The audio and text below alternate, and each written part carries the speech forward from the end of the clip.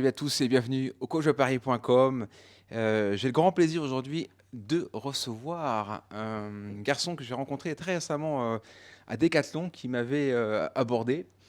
Très sympathique, garçon plein d'imagination, créatif, très imprégné par la culture du développement personnel, de la construction du projet personnel, mais aussi de la séduction, parce que c'est quand même le sujet qui nous intéresse. Il a 27 ans, il s'appelle Nelson.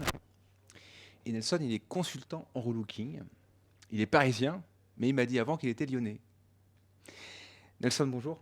Bonjour, Qu'est-ce merci qui... pour cette Je invitation. t'en prie, ouais. Qu'est-ce qui t'a amené à vouloir t'intéresser au sujet de la séduction et comme tu dis, hein, qui s'inscrit, et ça c'est important à dire aux gens, hein, qui s'inscrit quand même dans un projet personnel. D'abord, moi, j'ai connu les vidéos autour de 2015, quelque chose comme ça.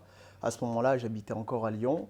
Et tout d'un coup, ça a été un basculement parce que je découvre une nouvelle manière de faire, des interactions sociales qui sont différentes des miennes. Et de là, je me dis, va tester sur le terrain et vois ce que ça donne en fait. Voilà. Donc à ce moment-là, j'étais plus dans un cadre où je pratiquais en soirée comme beaucoup d'hommes. J'allais dans les bars, les boîtes. Et puis là, je prends une claque parce que je me dis qu'on peut faire des rencontres dans la rue, quoi. Voilà. À 8 heures ou à 20 heures ou à 15 heures. Voilà, il n'y a pas d'heure. Est-ce que, un peu comme beaucoup de gens, enfin moi c'était mon cas, est-ce que quand on s'intéresse à on s'intéresse à la séduction, ça signifie on n'a pas eu son compte, on a manqué quelque chose ou pas? Oui, je pense que ça a été mon cas, ça a été mon cas, et je pense notamment à l'école, sans doute au lycée, au collège, et une sorte de revanche à prendre, on va dire. Voilà. Ouais. Ouais. C'est une revanche à prendre envers soi-même et envers la vie, et du coup, on saisit l'occasion de la drague de rue, si je puis dire, pour faire ses preuves Ouais. et faire des rencontres, et voilà. Donc toi, tes rencontres, tu les fais principalement un peu comme moi je propose à l'atelier, c'est-à-dire street session, donc drague de rue, aborder les femmes. Ouais. Ouais. L'idée, en fait, c'est que au début, quand je me lance, c'est plus dans un cadre où je voulais faire de la quantité. Donc j'arrive à l'été 2017 à Paris. Là, à ce moment-là, je me dis, bon, les vidéos, c'est intéressant, mais passe de la théorie à la pratique. Et l'idée, c'est de voir ses forces à ce moment-là et ses faiblesses. Donc soit d'équilibrer les deux, soit vraiment de travailler sur ses forces. Et de là, je me suis dit, bon, regarde un peu tes forces, quelles sont-elles? Et de là, je me suis dit, va dans la rue et puis tu connais tes forces. Au début, ça a été beaucoup d'errance aussi à Paris. Et c'est là que j'ai pu vraiment découvrir la ville, les quartiers, les arrondissements, des personnes différentes. Hmm. Voilà. Quand tu parles donc de dynamique sociale, qu'est-ce que tu entends par cette notion dans ton univers à toi personnel? Personnellement, quand j'entends dynamique sociale, ça veut dire que si vous habitez dans le 19e, dans le 6e ou dans le 16e ou même dans le 13e, les dynamiques sociales sont différentes en fait. Et l'idée, c'est vraiment d'arpenter d'abord son quartier pour découvrir son quartier et voir qui s'y promène, à quelle heure. Et c'est pas non seulement les relations entre hommes et femmes, mais c'est plus les relations humaines. Donc l'idée, c'est vraiment de prendre plusieurs pas de recul et de se dire, ok, je veux aller aborder des femmes, mais ça va beaucoup plus loin que ça en fait. Et ce travail-là, c'est pas évident quoi, de comprendre pourquoi les femmes à Saint-Germain vont te répondre d'une certaine manière, pourquoi Hmm. les femmes à Barbès vont te répondre d'une certaine manière. C'est pas la même éducation, c'est un tout en fait, voilà. Et j'ai vraiment voulu pousser ce truc-là, et voilà. Hmm. Mm. Est-ce que c'est également tu pratiques tout ce qui est application de rencontres, notamment Tinder, Happen, tout ça, Bumble ou pas? Qui est très à la mode actuellement. C'est des applications très à la mode. Comme beaucoup, je les ai testées de temps en temps. Maintenant, ce pas des applications sur lesquelles j'y vais de manière récurrente. Ça veut dire que je vais m'inscrire peut-être une ou deux fois dans l'année. Et puis derrière, je vais me désinscrire. Hmm. Voilà, je vais peut-être y rester une ou deux semaines. Voilà. Tu m'as dit que t'aurais bien voulu vivre la grande époque du game que moi j'ai connue, à l'époque de Mystery, Nel Strauss, il y avait aussi un peu Sora, il y avait comme ça quelques coachs également du milieu Tout à qui fait. pour certains sont partis ou Ouais. ont déménagé. Ouais. Pourquoi ça? Pourquoi est-ce que cette nostalgie ou cette mélancolie, on va dire? Bah, moi, déjà, je regardais de base les vidéos avec David Snipe. Snipe, ouais, ouais. Voilà, je regardais beaucoup de ses vidéos. Et derrière, je parle avec des players. On m'explique qu'il y a eu une âge d'or avec ce David Snipe. Il y avait Rémi, il y avait donc le CPP. On me Ouais. parle d'un certain Alex Weiner aussi, Pikachu, de Magid. Et là, je me dis, putain, waouh, tu vois, c'est une sacrée époque parce que euh, les gars aussi n'avaient pas peur de montrer d'afficher leurs résultats sur un groupe, ce qui aujourd'hui pourrait paraître complètement fou. Et c'est pour ça que cette époque m'intéressait en fait. Voilà. C'est-à-dire que c'est une époque où on arrive, on dit voilà, j'ai fait ça. Voilà. Quand on a 27 ans, bah, on est quand même encore un mec assez jeune. Ouais. Comment les mecs de ton âge, quand tu parles de ton parcours de vie, de ce que tu fais, comment les jeunes, peut-être un peu plus dans le système ou un peu plus conformistes, Ok. te regardent, t'observent lorsque tu dis, voilà, moi je peux facilement aller dans la rue et puis choisir quelques nanas, avoir des histoires. Ça peut donner envie à des gens, des personnes de ton âge.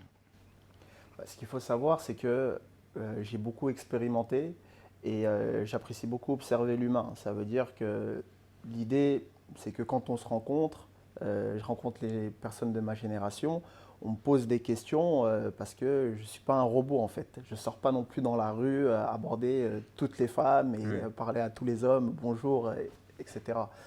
Donc de là, on me demande donc comment tu fais pour aborder et je leur explique que c'est simplement dans les années 90, 80, début des années 2000, les gens faisaient encore comme ça en fait, quoi. Mm, Il n'y mm, avait pas toutes ces applications, ça a peut-être commencé par Mythique, hein, il me semble, mm. et il n'y avait pas tout ça. Donc simplement, c'est les relations humaines, quoi. Un humain A qui parle à un humain B, Mm. c'est tout.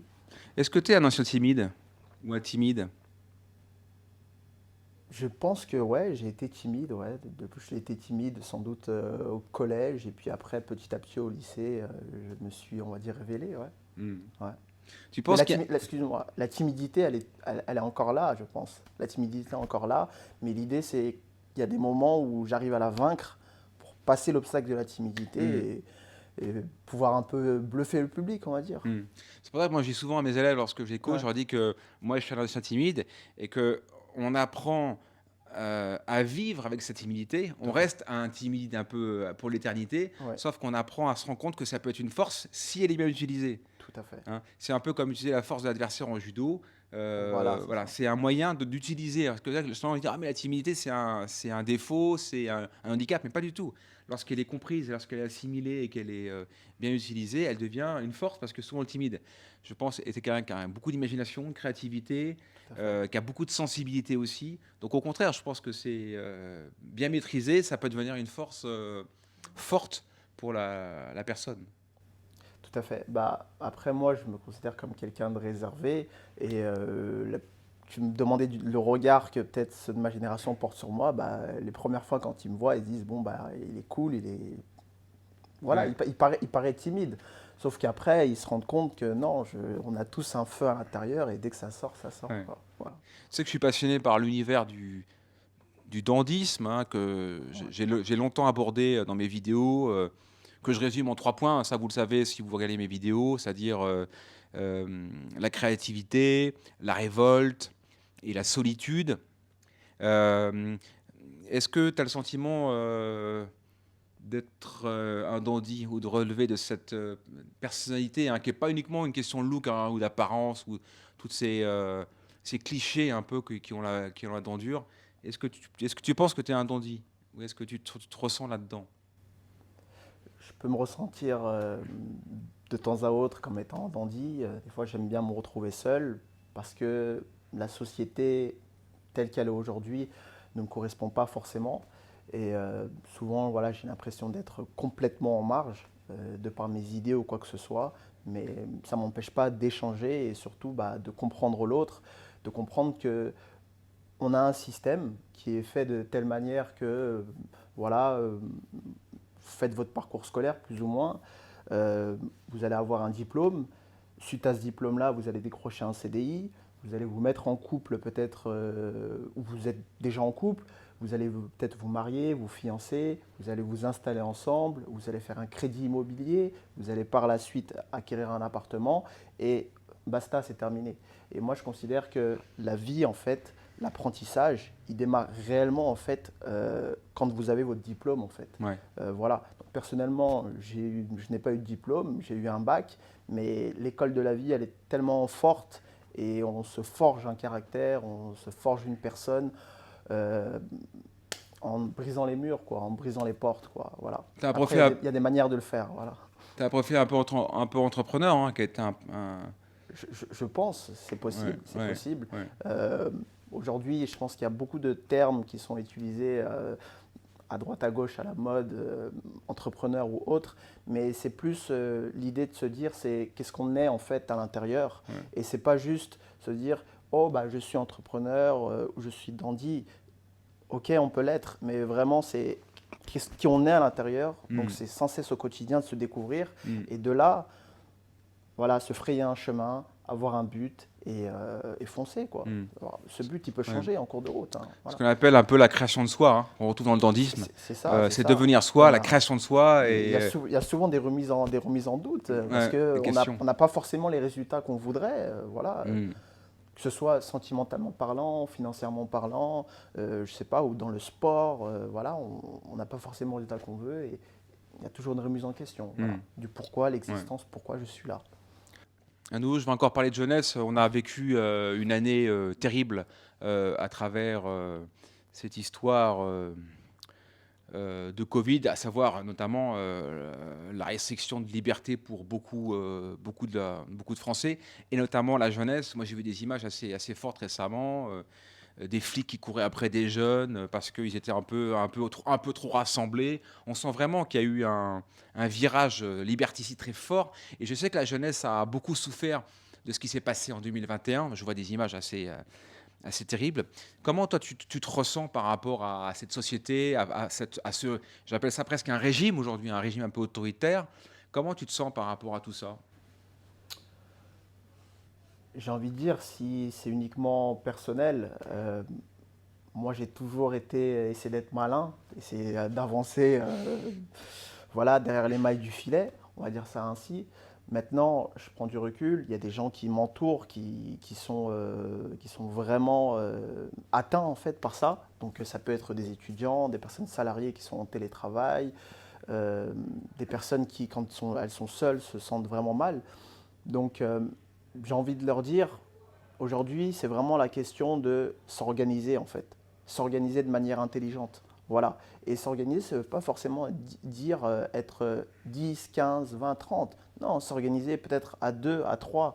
Et il y a des choses très importantes, comme ne serait-ce que essayer de connaître ses voisins, en fait. Des petites subtilités comme ça qui font qu'on va pouvoir évoluer en fait, dans la société. Il y a un système, il y a un régime qui peut paraître autoritaire, certes, mais nous, on peut s'organiser de notre côté, Hmm, à notre échelle, hmm, et pas se dire on a besoin d'être 10 000 pour une pétition, quoi que ce soit. Non.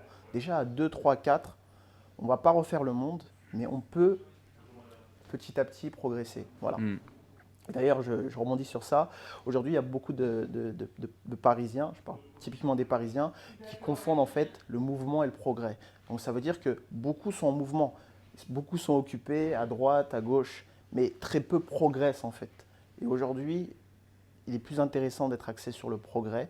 Voilà, ça veut dire d'avancer dans des projets personnels plutôt que du mouvement comme une souris qui va dans tous les sens. hmm, Voilà, donc à pas confondre. hmm. Est-ce que tu es un adepte finalement de cette notion de liberté? Est-ce que la liberté, c'est quelque chose que tu recherches dans cette vie que tu mènes aujourd'hui? Je recherche constamment la liberté, euh, par instant, je pense. La liberté, elle ne peut pas être là 24 heures sur 24, 7 jours sur 7. C'est vraiment des instants de liberté que je recherche et que je trouve d'ailleurs.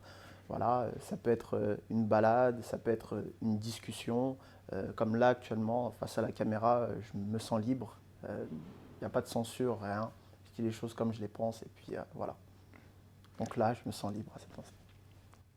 Pour terminer, qu'est-ce que qu'est-ce que tu penses des femmes aujourd'hui? Et qu'est-ce que tu dégages comme enseignement de toutes ces histoires que tu as pu connaître et vivre Freud disait que la seule chose qu'il n'avait pas compris, c'était les femmes. Est-ce que toi, tu penses avoir compris les femmes ou compris un peu leur trajectoire? Bah, je vais revenir sur ce que je disais tout à l'heure. L'idée, en fait, quand on parle de séduction, de drague ou quoi que ce soit, c'est vraiment soyez malin, en fait. Ça veut dire que essayez de vous connaître vraiment et sachez à quelle femme vous plaisez. Voilà. Et dès lors que vous sachez à quelle femme vous plaisez, où elle se trouve, à quelle heure vous pouvez les trouver, vraiment un maximum de détails, et ben vraiment vous allez vous amuser. Voilà. Mais si vous ne faites pas ce travail-là, en fait, vous allez aller de partout, à droite, à gauche, et vous n'allez pas comprendre pourquoi. Mais une fois que vous avez trouvé à quelle femme vous plaisez, c'est un jeu d'enfant en fait. Voilà, tout simplement. Super Nelson, c'est super ce que tu dis et Ouais, je partage bien tes, ouais. tes opinions. Tu voulais terminer sur une petite note de dédicace? Oui, je voulais faire une petite dédicace. Je vais essayer d'être dans l'ordre. Dédicace à Vincent, une dédicace à Olivier, à Razivi, à Audacio, à Stéphane, à Richard. Voilà, donc merci à vous voilà, pour tout ce que vous m'avez apporté depuis que je suis arrivé à Paris. On a passé vraiment des moments exceptionnels et j'espère que ça va continuer. Voilà. Bah voilà, c'était Nelson pour cette petite interview. On était à l'Hôtel Dieu à Merci, Paris. merci pour Euh, l'invitation. Merci à toi, merci d'avoir exprimé tes opinions, ton sentiment.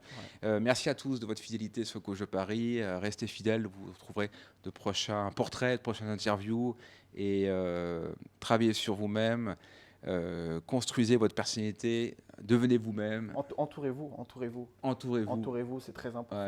Ouais, Et soyez curieux parce que la curiosité, voilà, elle apporte beaucoup de bien et beaucoup de bonnes choses et de bonnes rencontres aussi surtout. tout à fait. Ouais, Ouais. c'est ça.